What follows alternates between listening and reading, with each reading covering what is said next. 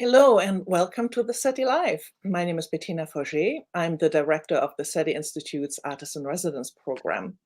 Today we are catching up with a renowned composer and SETI Institute artist in residence, Felipe Pérez Santiago.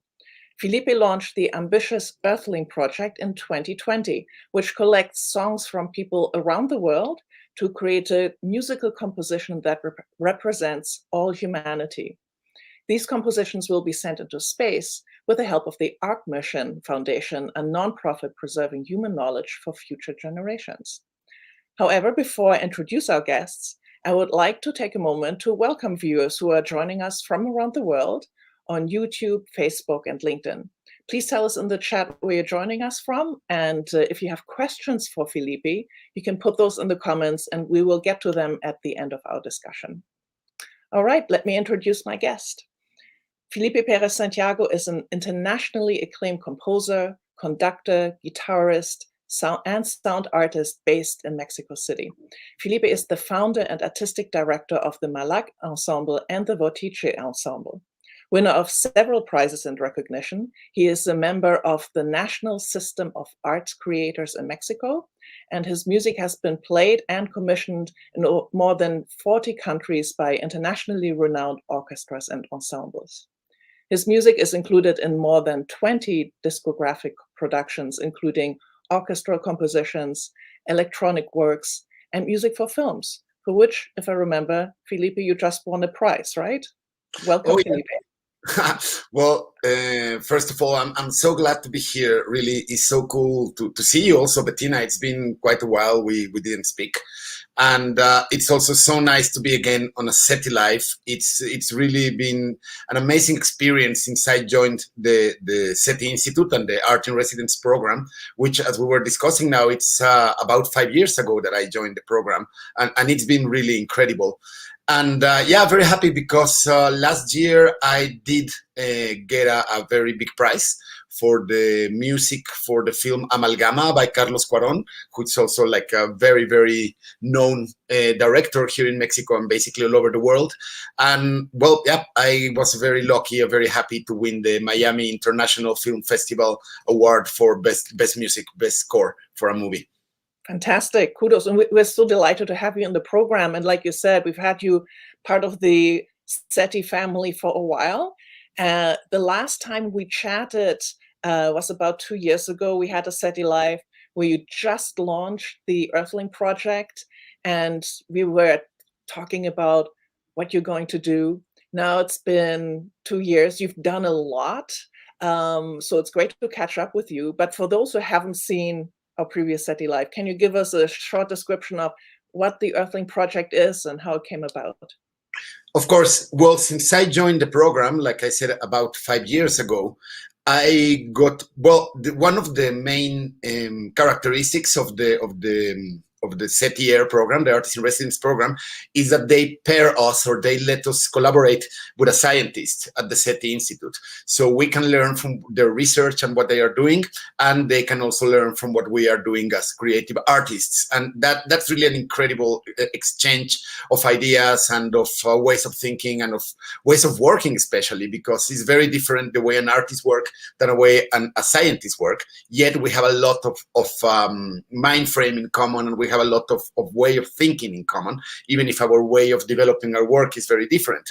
So I had the very big honor, because there is no other word to describe it, that I was working directly with Dr. Jill Tarter, who is one of the founders of the SETI Institute, who is one of the main characters in everything that is related to astrophysics and of SETI research. So, well, she was extremely helpful with me. And of course, just to be backed up by a name so big, such as Dr. Jill Tarter, for me was incredible from the very beginning. And once we had this pairing, let's say, with her and I, the idea as a composer, as a musician, was to create a series of pieces based on how humanity sounds at this point of history, to launch them into space as a representation of these sounds of humanity. And I mean, this is not something new. This was done already from the 70s when New Horizons launched this golden disc that was bringing a lot of examples of music from humanity, including pieces by Mozart, by Beethoven, and even by a mariachi from Mexico, or folkloric music from all over the world. But it was music that was already existing music. It was not music done specifically for this mission. So what we tried to achieve with the Earthling Project was precisely to make a composition that could represent humanity at this point of history. So what we did is we launched an app, and we asked people from all over the world to download that app for free in their phones or in their computers or tablets, and to sing into that app. Sing a song or a melody or whatever that they would feel would represent them as human beings. Could be a lullaby, a love song, a grief song, something related to the religious beliefs, a funeral song, etc. And that they would record 30 seconds of it. We got a great response, really great response. We had people from over 60, 70 countries sending us their audios. It was really fantastic. And once I got all those audios, then I could make the compositions. And I put quotation marks because I was not really the composer. Let's say I managed to make a collage out of those voices just to give them structure and to make them sound like if they would be actually singing together. And that was extremely exciting. I managed to make the 7 compositions. Why 7? Because we divided them into 7 categories, which we think represent the experience of being alive in this planet, of being a human being. So there were lullabies, love songs, festive songs, melancholic songs, grief songs, spiritual songs, and death songs. And well, I did all those 7 compositions. They are very small. Each one takes about 3 minutes, 3.5 minutes. And those pieces will be launched into space in collaboration with the amazing Arc Mission Foundation, who they already put them on a disc.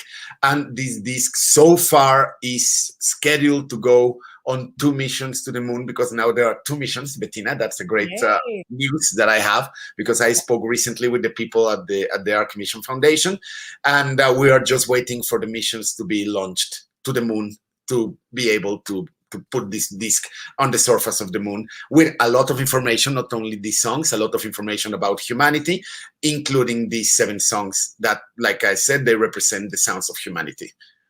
I think it's such a wonderful program to include the entire world. So often projects are focused, on the North American or European sphere, and you really, you got submissions from everywhere, right? How did you deal with this avalanche of human voices, this massive global chorus? Like, did you have to listen to every song and go I'm gonna keep this one, maybe, or you got doubles up, or how did you make those choices?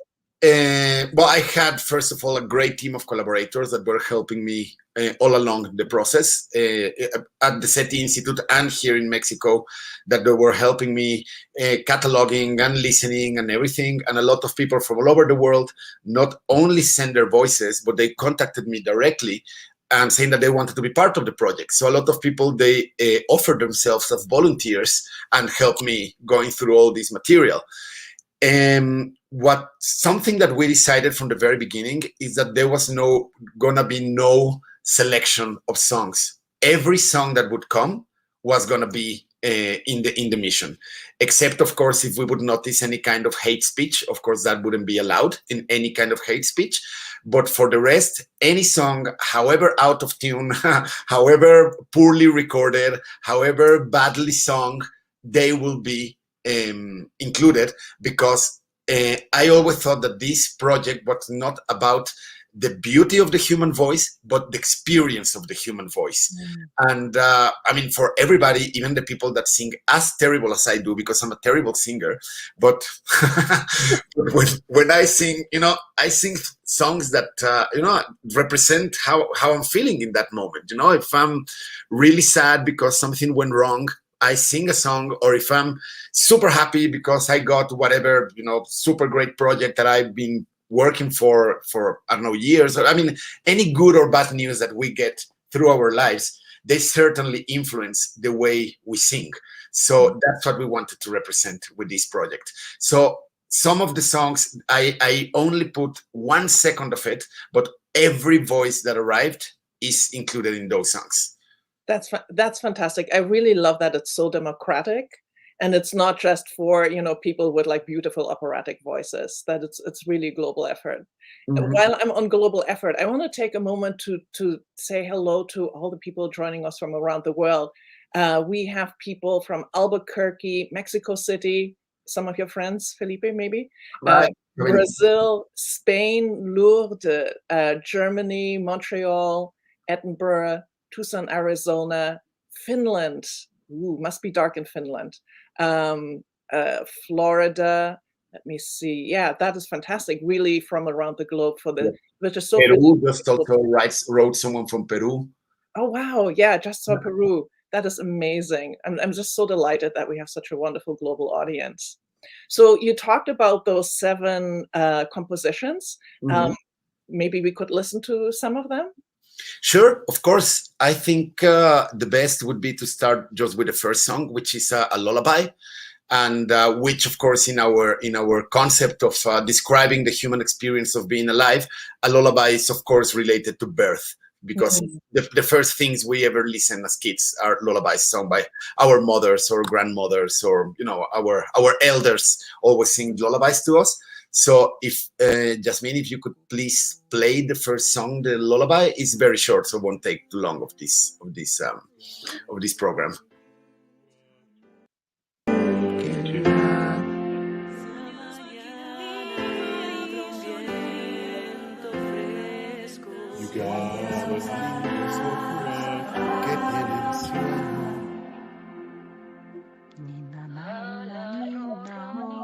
Questo bimbo chi lo do, se lo do al lupo bianco, se lo tiene finché è stanco, se lo do alla befana, se lo tiene una settimana, se lo do al provenero, se lo tiene. That is so lovely. It's faded a bit out in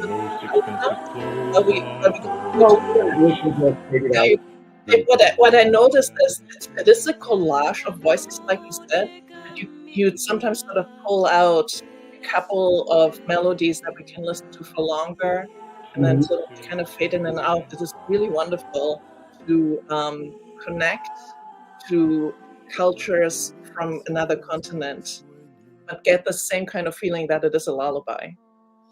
Yeah, that was the big challenge for me as a composer, because I mean, gathering the voices was, of course, more of a technological challenge and of a media challenge, to get to as much people as possible. And at that point, 2 years ago, I got so much attention from the media that was amazing. I was so happy that people from, I don't know, 30, 40 countries were interviewing me constantly. People from Korea, from China, from Turkey, from Russia, from Denmark, from all Latin America, obviously from the United States and Mexico, which are the 2 countries where we planned this. So, I mean, that was amazing. But then, I mean, those were like the macro things, like everything that was related to media and to technology. But then in my own studio, when I had all these voices and then I had to compose the pieces, the big challenge was like, okay, I mean, I can just make a collage and make them sound purely together, like if there would be just some kind of sound installation. But my challenge was to make something beautiful out of it, and something that would actually be musical and have a musical structure. So yeah, at some points I had to, to take this melody and pair it with this other one and everything, because my idea was to make it sound like if they would be in the same room singing together. And some of the strangest combinations came out, because it's like at some point, I don't know, you have a chorus of one Turkish person with one Korean, with one Danish, with one Bolivian, for example. But then I had to change it and arrange it and filter it and move the pitches and move the pulses and everything, but at the end, I think I achieved to make it sound like one single song. Yeah, it's like the whole world is singing in harmony. It's really lovely. Yeah. Let's listen to another one, maybe something. We had this really calm lullaby. What would you suggest for us next? Well, something that is like really different, like really, really like very aggressive, because that's the material I was getting, were the grief songs. Oh, okay. Funny enough, the dead songs, I didn't get too many. I guess it had to do because we were in the middle of the pandemic and people didn't want to talk so much or to show so much about death. So I was getting a lot about love and a lot about melancholy and everything. I guess that's how we were feeling worldwide with the pandemic. About death, I got very few, very beautiful things. But about grief, I got so many, and I got so like heavy and dark. So I guess that would be a good contrast with what we heard with the lullaby. Perfect. So Jasmine, you're a DJ. Can you...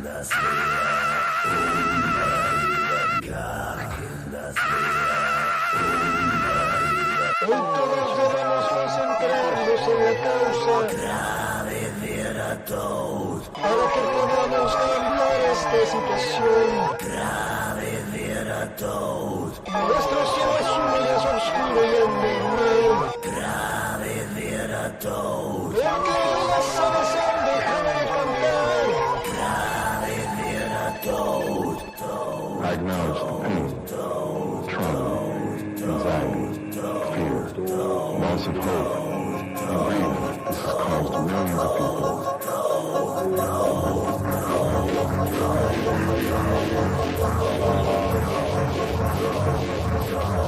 Wow, I love this part.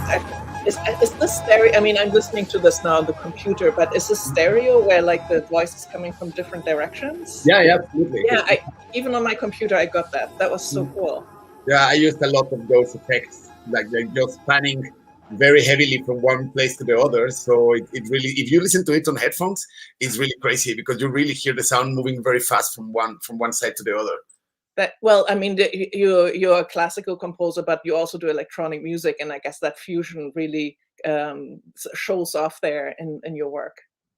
Yeah, fortunately, I had the big luck that when I was a student in the Netherlands, I did a master in electroacoustic music, so I got familiar with the use of musical technology, and yeah, fortunately, that allows me to make this kind of combinations.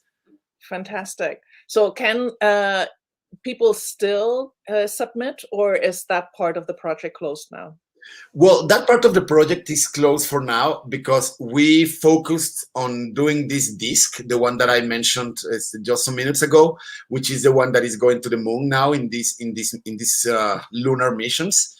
What we are aiming for, and I really hope it happens, is that at some point we get invited to a new mission, not a new one in the sense of sending this material, but to create material for a new mission. That's what we are aiming for, and that would be my absolute dream. We learned a lot from this project of doing the first mission. We also learned a lot from our mistakes, because we made a lot of mistakes in the process. And I would certainly do a lot of things differently. I'm talking only about in my team, not with the people that collaborated. Within my team and me as a director, I made like gigantic mistakes, but we still managed to do it. And the idea now would be, if we get an invitation by another space program to say, okay, we would love to have a set of new songs. Also, we start with the fact that this is a project that is non-funded, that none of us is getting any money for it. We do it for the love to the project and for the pleasure of doing it. And if we would get another invitation, I'm sure that if I call and gather my team again, they would jump of happiness and they would say, yes, let's do it. And then we would make a new call for recordings. And I hope we would get at least as many recordings as we had for the first mission. And if we get more, well, the more the merrier, of course. Yeah. And do you have other plans with any other compositions with the material that you have collected? Not with this material, because I want to be very, very respectful with what I did, and not only with my composition, but I want to be respectful with all the people that took the time and the effort to send a song. So I mean respectful, because these songs were made for this project, and I wouldn't feel comfortable using them for something else. So because on the moment they send me their voices, they're also sending me their trust that I'm using it for what they were meant to. So I now they are just like that. I have all the original files, of course. We have every original file, but they were used for what they were meant. Cool. Maybe let's do one more. What would you recommend? We had grief. Okay, now let's go to something also very different. The lullaby is very beautiful and nice. The grief is very aggressive. Now let's go to the festive, of course, which is, like the name suggests, is very festive. Space dudes. Space dudes.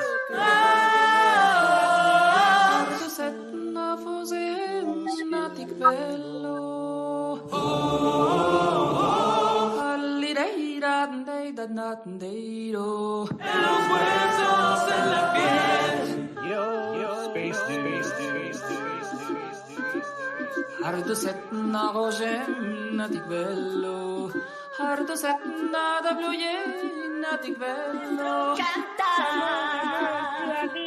halli dai da dai da Space dudes.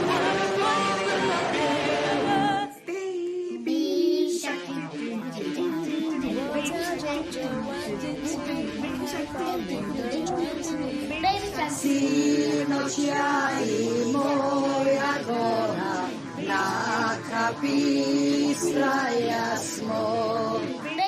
Sino ci hai. I love this. I feel like I want to sing along. It's a fun one. Yeah, and I feel like a lot of these celebrated songs are made for that people sort of sit in a party, you get very drunk, and you sort of start singing together, and that really comes across in this composition. Yeah, exactly. I mean, like I said, the material is what I got. So my job was just to give it structure and to make it sound like one single song. But yeah, I agree completely with you. This is what people wanted to say about a festivity, about a celebration. And yeah, from this, I got a lot of material, a lot of kids singing in the festive category. Yeah, well, that is nice to know that kids have something, a lot to celebrate. That's wonderful. Yeah. So I have a couple of questions, but before I get into the question part, I just want to take this opportunity to remind everyone that the SETI Institute is a nonprofit organization.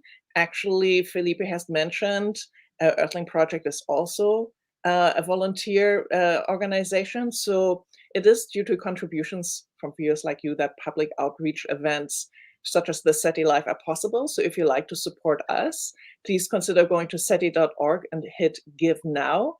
And maybe while you're there, you can sign up for all our social media stuff like e-news and Facebook and Twitter. We're everywhere. And Felipe, you still have the Earthling Project website up as well. I think people yes, it is still running. I mean, we haven't updated it, but also if anyone would like to contact me directly, because I'm seeing in some of the comments that some people are like, how can we join and everything, which I would be more than delighted to have people working with us in this or in other projects. I just invite you to contact me directly. I can just give my email address. It's very simple. It's frps73@gmail.com. I repeat, it's frps73@gmail.com. Okay, you may get a lot of emails now. I really hope so. So this is an absolutely wonderful project. Like your residency with us is kind of wound down. Normally, artists in residence stay with the program for about 2 years. Of course, this is a very ambitious project, and we had a pandemic, so you've been with us for longer. And also, our artists in residence never really leave. I mean, they move to like an alumni status, but you're always with us. and we will help to continue, watch that project grow. But I'm curious about what your experience was like as an artist in residence at the SETI Institute, and how it has informed maybe your artistic practice in general. Yeah, really, I'm not going to exaggerate with what I'm going to say. It has been literally one of the best experiences of my life. I have enjoyed so much everything related to the SETI Artist in Residence program since the very, very first time that I visited the SETI, and they had this, it was during Earth Day. So they had this fantastic party that they were kind enough to invite me. So there I met Charles Lindsay, the original, the previous director of the Artist in Residence program. I met Dr. Jill Tarter. I met a lot of the scientists, and we had incredible fun. Everybody was extremely nice with me, and I met incredible people with whom I'm still in contact with. Then you came to the program, Bettina, and you started all this when we were doing these happy hours where all the artists in residence, we could talk and interact with each other, which has led me also to now work with some of them. And so it has led me a lot of really, really great things, a lot of great people, a lot of great contacts, and also it has opened the door to a million of projects that I have done, not necessarily SETI related, or space exploration related, but people that got to know me through the SETI program, then they have contacted me for other projects, and it has just been an incredible experience. And if there are some artists out there that are seeing this SETI Live, I really encourage you and invite you to apply to this program because it's really full of benefits. The biggest one being the people that you're going to meet. That is absolutely priceless. Yeah, I totally agree. I love when we all get together, both the artists and the scientists, because happy hour is really for the SETI Artist in Residence community that goes beyond just us artists chatting with each other, because all the researchers who are providing the science and the data and their ideas as well are part of the team as our curators and our institutional partners. So it's a really vibrant, dynamic, creative group. Yeah, it's really amazing. And I had the luck of having met some of them in person. And then again, the pandemic came in between, but I met some of them in person, and with some of them also now I have been constantly in touch. And now we're making projects together. And now that the pandemic allows us again to travel basically freely. I mean, now we can do it pretty free, our traveling. Now I'm visiting those people again. Some of them are coming to Mexico City. Well, Bettina, you are always invited to come here. I have extended you the invitation many times, and that will be open forever, as long as I'm still living here. And once more, I mean, that has been, apart from all the benefits of being part of the SETI Institute, for me, that has been the biggest one, the people that I have met in the process. Yeah, agreed. It's been wonderful to have you and continue to have you as part of the SETI family. Is there anywhere where people can listen actually to your 7 compositions? I think you have them somewhere online and available, right? Well, not yet. I mean, we were using them mostly for any specific programs.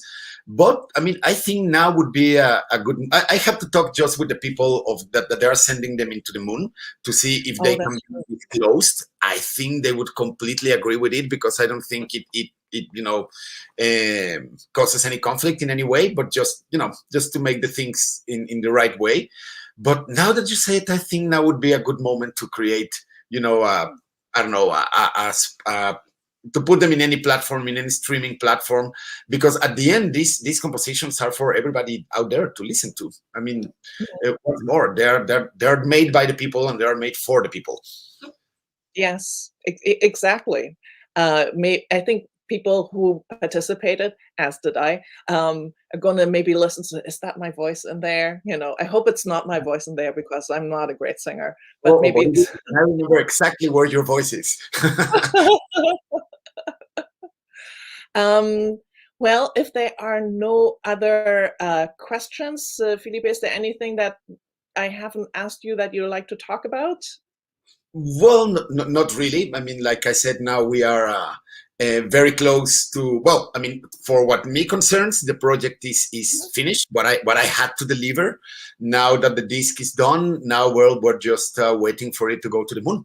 And once it goes to the moon, I guess we will me and my team, at least what relates to what we do here in Mexico, we will again make a media campaign, and obviously once more in collaboration with the SETI Institute to say, okay, now the songs are actually going to space. And we are very positive that it will happen this year. Of course, that doesn't depend on me anymore, but the latest news I got is that it's happening this year. Fantastic. Yeah, fingers crossed. This is going to be amazing. And yes, once the Earthling Project goes to the moon, you will hear all about it here on the SETI social media platforms. So we will let you know for sure.